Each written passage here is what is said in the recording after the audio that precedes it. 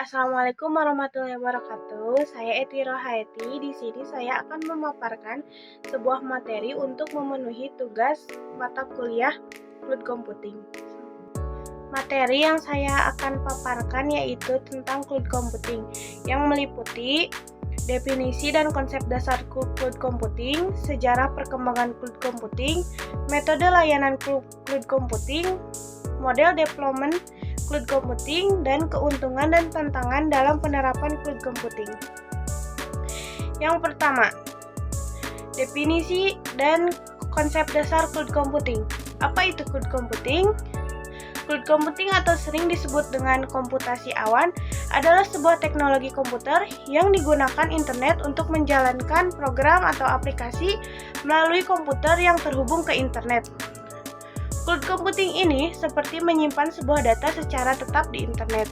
Cloud computing juga dapat diartikan sebagai penyampaian berbagai layanan melalui internet. Contoh sumber dayanya adalah aplikasi seperti penyimpanan data, server, database, jaringan, dan perangkat lunak. Mengapa dinamakan cloud computing? Karena informasi yang diakses secara remote di awan atau ruangan virtual. Adapun faktor pendorong utama cloud computing adalah karena adanya revolusi internet. Cloud computing juga memiliki syarat layanan atau karakteristik cloud computing. Yang pertama, on-demand self-service, yaitu interaksi secara sistem komputasi sehingga konsumen dapat melakukan pelayanan mandiri tanpa interaksi dengan penyedia. Yang kedua yaitu elasticity atau scalable, yaitu kapasitas yang elastis. Maksudnya, jika kapasitas yang diminta, misalnya kemampuan besar, maka biayanya semakin besar. Begitupun sebaliknya. Yang ketiga, research pooling adalah sebuah penggabungan sumber daya komputasi yang digunakan untuk melayani banyaknya konsumen. Yang keempat adalah akses pita lebar, yang artinya dapat diakses pelanggan melalui internet atau intranet seperti LAN, MAN, dan WAN. Yang kelima, measured service, yaitu layanan untuk mengoptimasi dan memonitor layanan yang dipakai secara otomatis. Contohnya seperti penyimpanan, memori, dan lain-lain. Adapun beberapa manfaat cloud computing pada kehidupan sehari-hari seperti memberikan kemudahan pada pengguna, hemat biaya, semua data tersimpan secara terpusat, keamanan data, fleksibilitas dan skalabilitas yang tinggi, dan investasi jangka panjang. Adapun cara kerja cloud computing seperti data yang sudah diolah tersebut akan bisa diakses oleh pengguna melalui gadget yang terhubung dengan internet. Kemudian, hasil pengolahan tersebut akan dikirim kembali ke user untuk kemudian bisa diakses oleh user. Contohnya, seperti Yahoo atau Gmail.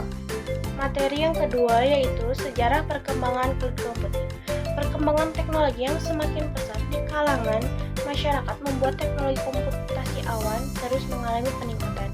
Jika dilihat dari sejarahnya, fitur komputasi awan dari awal ditemukan hingga saat ini mengalami perbedaan yang cukup signifikan. Yang pertama, tahun 1960. Teknologi cloud computing dibuat pada tahun ini oleh M.C. Scarlett, kemudian dirancang oleh Muhammad Joseph Card Robert Leiter, seorang ilmuwan komputer dan psikolog Amerika yang dikenal sebagai Bapak Komputasi Awan. Pada saat ini, M.C. Scarlett menciptakan M.C. Maker. Yang kedua, tahun 1995. Pada tahun ini, Larry Ellison, sang pendiri Oracle, menemukan ide yang diberi nama network computing. Ia mengatakan bahwa aplikasi seharusnya tidak dipasang dalam sebuah komputer personal. Seharusnya konsep tersebut digantikan dengan penggunaan sebuah terminal berupa komputer server. Yang ketiga, tahun 2000-an. Pada tahun ini, cloud computing benar-benar lahir pada tahun ini, di mana pada saat itu Mark Benioff, mantan Vice President Oracle, mengumumkan aplikasi CRM dan bentuk dari SaaS (Software as a Service) yang dinamakan Salesforce.com.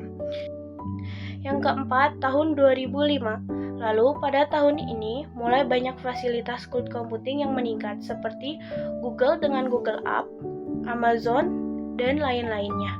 Sampai sekarang dengan meningkatnya kualitas internet dan juga gadget yang lebih canggih, sistem cloud computing ini semakin meroket dan banyak sekali pemakaiannya.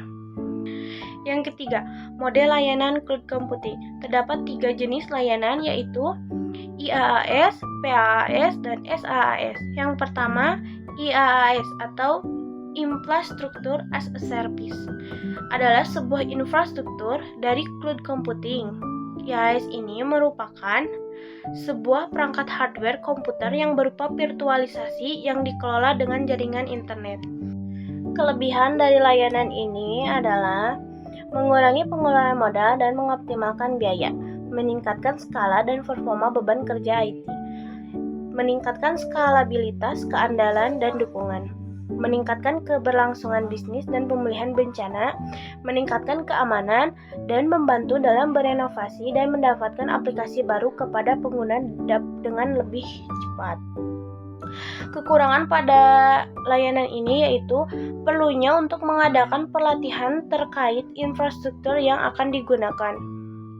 Beberapa contoh penggunaan layanan ini diantaranya hosting website, penyimpanan, backup, dan pemulihan data, menjalankan pengujian dan pengembangan, meningkatkan persiapan pemulihan dari bencana, melakukan analisis big data, menangani loncatan trafik.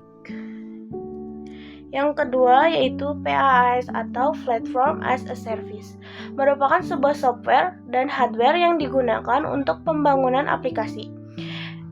Layanan ini membantu pengguna untuk fokus pada pengembangan aplikasinya. Kelebihan dari layanan ini yaitu hemat waktu, hemat biaya, tidak memerlukan tim besar, pemeliharaan IT jadi lebih mudah, sederhana, dan nyaman digunakan. Keamanan data. Kekurangan pada layanan ini yaitu keamanan, ketergantungan vendor, kompatibilitas, dan resiko login. Contoh dari layanan ini yaitu Google Cloud, Microsoft Azure, AWS, Amazon Web Service, IBM Cloud, Google App Engine. Yang ketiga, SaaS, Software as a Service, adalah model layanan perangkat lunak yang memungkinkan pengguna untuk mengakses aplikasi berbasis cloud di internet. Kelebihan pada layanan ini, aksesibilitas, manajemen opsional, hemat biaya, skalabilitas, meningkatkan keamanan. Kekurangan dari layanan ini, kecepatan lebih lambat, risiko keamanan, hilangnya kontrol, kustomisasi terbatas. Contoh dari layanan ini yaitu Microsoft Office 365, Zoom, Adobe Creative Cloud, Google Workspace, dan Dropbox.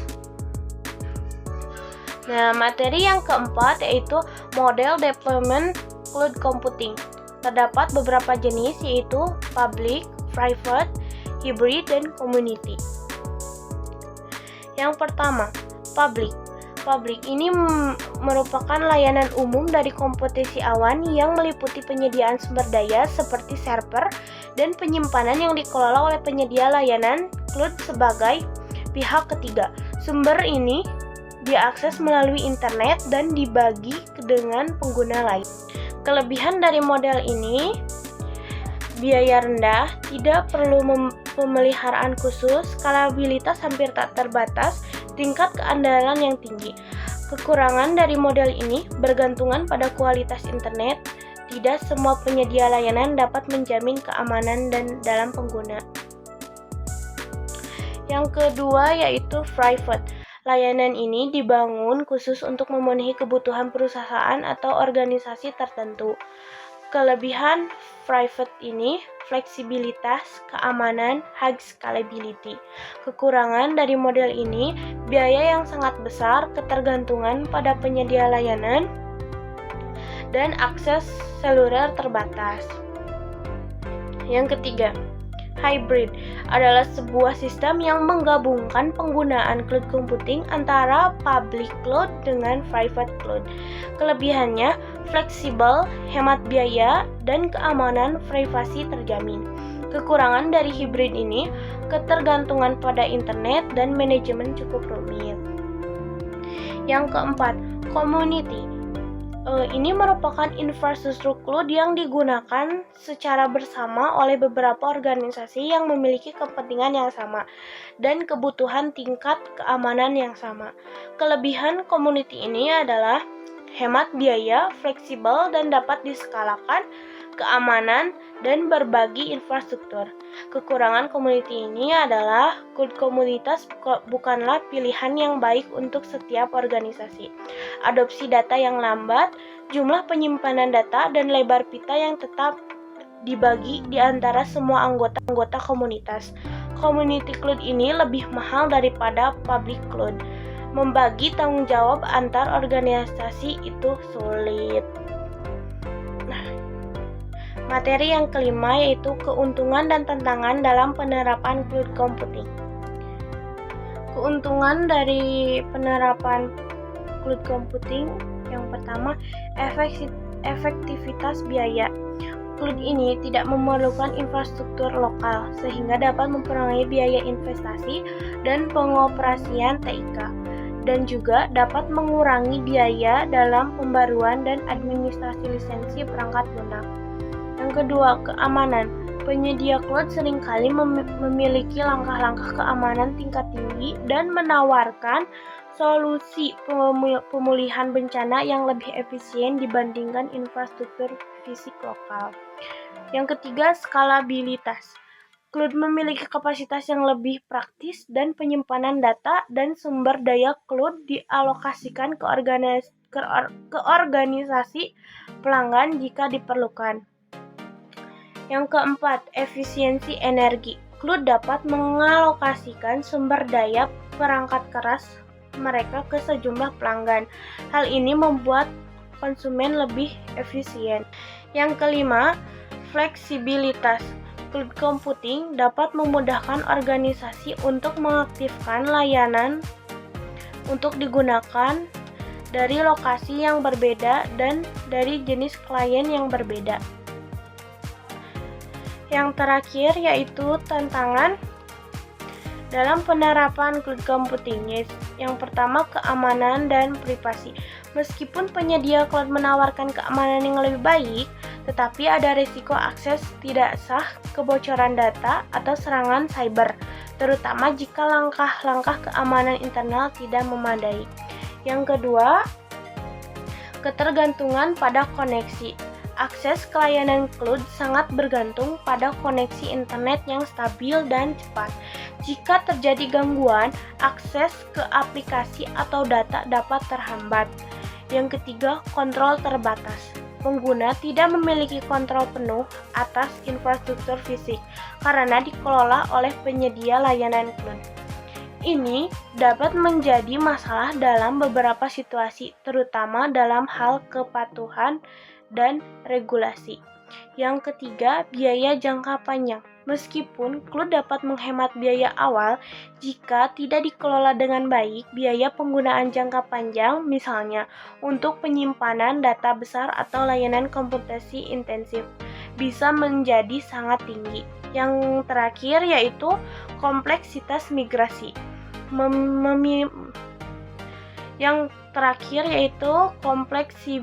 Kompleksitas migrasi. Memindahkan sistem dan data dari infrastruktur lokal ke cloud bisa rumit dan memerlukan perencanaan serta eksekusi yang matang. Ada risiko kehilangan data atau downtime selama proses migrasi. Sekian paparan materi dari saya. Mohon maaf bila ada kesalahan. Wassalamualaikum warahmatullahi wabarakatuh.